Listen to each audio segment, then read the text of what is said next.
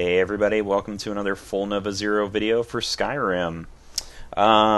This is Saul, and I wanted to do another mod article, and I figured I would just show you guys all these mods that I've found. So we're going to go through 3 different mods. They're nothing too crazy or anything like that, but you'll notice that they just bring a little bit of extra quality to the game, just a little bit more of immersion, and maybe just a little ease on how you play the game. And yeah, actually, I decided to do this because my original Skyrim mods article was the most viewed article I've ever had, so I figured that this would definitely be a great way to kick off the new year. So the first one I have is pretty hilarious. It's basically you get to see it in action right here. Basically, a voice recognition for your dragon shouts, and what it does is it just takes your voice and tries to match it up with the actual shouts in the game, and will try and do the actual shouts as you say them through your mic.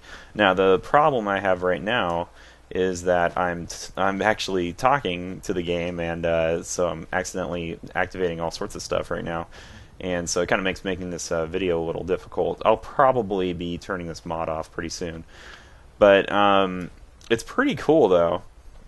So I'm waiting for my dragon shout to end right now, and I'll I'll give you a little shout here so you can see how it works. So I'm not pressing any buttons or anything. I'm just going to do a shout right now. Fusroda! There you go. So basically, it just recognizes your voice and will do whatever shout you want to do. Now, it's supposed to be. Sorry, I like to play around while I'm doing these videos. It's supposed to actually differentiate the different shouts and say, okay, Fusroda is going to be unrelenting force. Is it Fu'ul? I can't remember. I think it's Wold for whirlwind sprint, and then there's a couple others I have in my inventory here, like throw voice and stuff. But I've been having some difficulty with it. I think honestly, this is a really hard mod to set up, and if you're not really into sort of a complicated mod, I don't really recommend this. But it is fun if you get it set up correctly. The problem I'm having right now is that it doesn't seem to do any other shouts other than the one I have selected, and I think that's more of a configuration problem on my end, because I've seen this demoed pretty well. Just because people go wold and then Fusroda and then whatever the other shouts are going to be as they're playing. So it's definitely a little finicky. And I think the best way to do it is to go through each and every shout and record it yourself with the little application that you need to install along with this.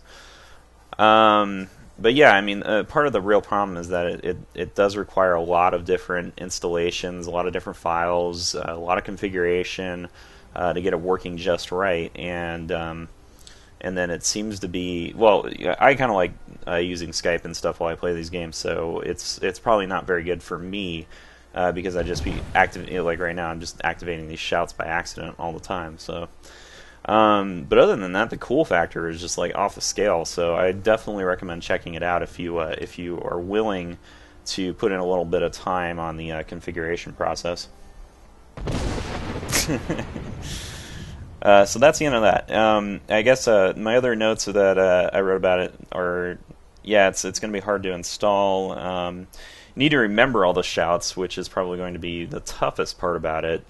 If you got like 5 different shouts you use, you're going to have to remember the actual lines for each and every one of them. So kind of makes your immersion in the game pretty epic, and I think it's a really cool part of it. But it does make it a little harder, a little more difficult. Also, I wrote down that apparently there's a horse whistle that you can add onto this. I didn't look into that. And frankly, I can't whistle, so I don't know how much that helps me. And they also said they're going to do a werewolf support later on, like you howl at the moon or something and you turn into a werewolf, which I think is pretty funny. So I'll show you the next mod that I got here, and this one is one that I think a lot of you have probably seen at this point. This is called Sky UI, and just basically lays out your inventory in a way that's much more appealing to sort of the, I want to say, data-driven person like myself. Whereas I don't like to look at the one that they had before wasn't really set up for someone like me who, I want to look at everything at once and see all the values at once rather than scrolling through each one individually and not really be able to see everything at a glance. I mean, for somebody like me, I work with files all the time at my real job, and this is just way more appealing to me. I don't know if everybody out there would like this, but I mean, for me, this is almost like why didn't you guys do it like this in the first place? Bethesda, that is.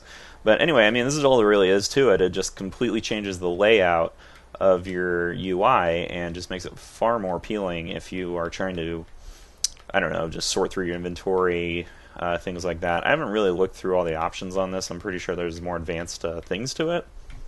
But this is all I really wanted, though. I just wanted some really quick ways of looking through my inventory without having to scroll through every single little thing. And I mean, this just changes it so much for a person like me. But yeah, that's pretty much all there is to it. I mean, nothing too hard. And installation on this, very easy. I think all I had to do was drop in a folder into my Skyrim data folder.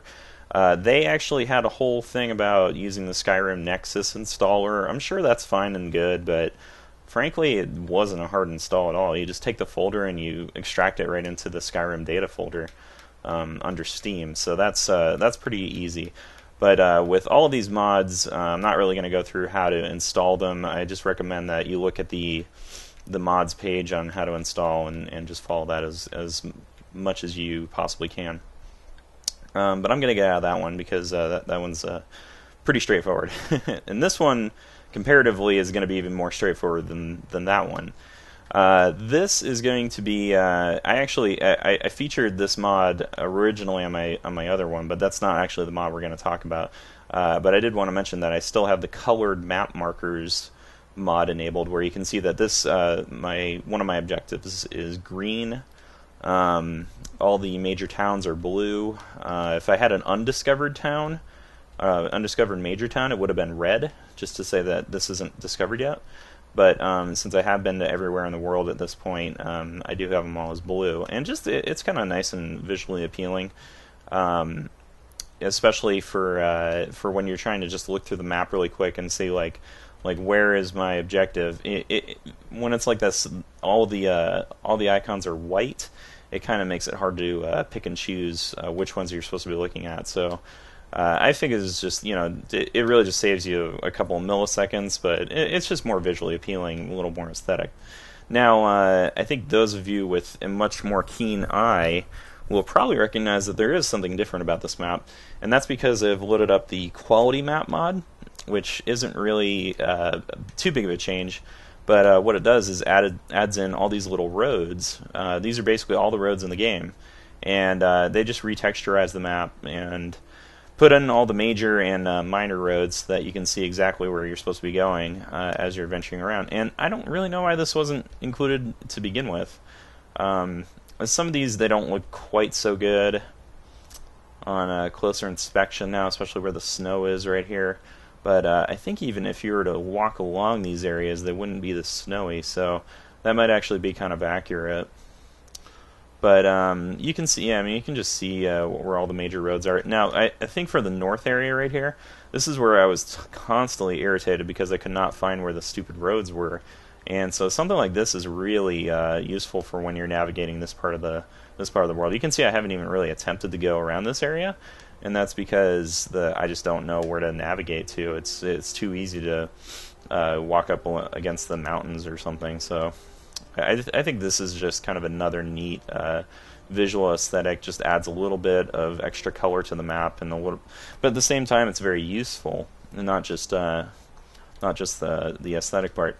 I think there's some mods to turn off the clouds, which would probably be the next thing I'd try. But I kind of like the clouds, so I'll probably keep them in there. If there's one area I could say this is extremely helpful for, it's this mountain right here. It's the one with the Mount Anthor icon on there. I don't remember how I found that originally. I think I read a book or something which activated that icon, and then I very perilously climbed the mountain somehow. I think I found a path at one point, but it was very hard to find a path. But with this mod, you can see, oh, okay, here's the main path to get up to the top is right over here. And then it looks like there's a little tiny path right here. I think I originally tried to get up it on this face, and it was like near impossible. So it was pretty hard, and I never even knew there was a major path right here that cuts right through the mountain pass. So that's kind of neat. But yeah, this is just a really cool cool visual thing. You can see, oh yeah, this is the path over to Sarthal. I think originally I tried to walk all the way from Dawnstar over there, and it was very perilous. Oh, there is a little road right here, so that's probably not too bad. But yeah, it's just definitely areas you don't want to try it at. But basically, my point is that these mods, they don't change the game. They're not going to add Spider-Man textures or change all the spiders and the bears or anything weird like that. I've seen some pretty weird ones out there. Change your hero into Legend of Zelda Link, you know, that sort of thing. It's not going to do that. These are really just little tiny additions to make your Skyrim experience a little better, and that's why I'd kind of recommend these ones for anybody who's just a basic Skyrim fan, but doesn't necessarily want to get into really crazy mods that completely change the dynamic of the game. Now, what I'm really hoping for in the next couple of months is some real mods, and what I mean by that are ones that actually add on several new levels, new exploration areas, I don't know, new dungeons and new missions and all sorts of stuff like that. And I'm pretty sure that's going to be forthcoming. But I think it wouldn't surprise me if a lot of people are waiting for the new Steam tools that Bethesda is going to be partnering up with Valve for, where they're going to make it really easy to install mods right through Steam. So once we see that, we're probably going to see a lot of really cool mission-related mods and all that sort of stuff. Stuff that I think is going to be really cool. Anyway, guys, that's pretty much it for me. So I'll let you all go, and if you want to check out these mods, if you want to install them, check out my blog at fullnovazero.com. I will be doing more Skyrim videos, I think, in the future, although I haven't been playing it as much, so they're probably going to tone down their frequency a little bit. But I definitely recommend subscribing to my feed and checking out my blog for any more guides and Skyrim news and other game news. But yeah, other than that, guys, thank you very much for watching, and I hope you all have a good one.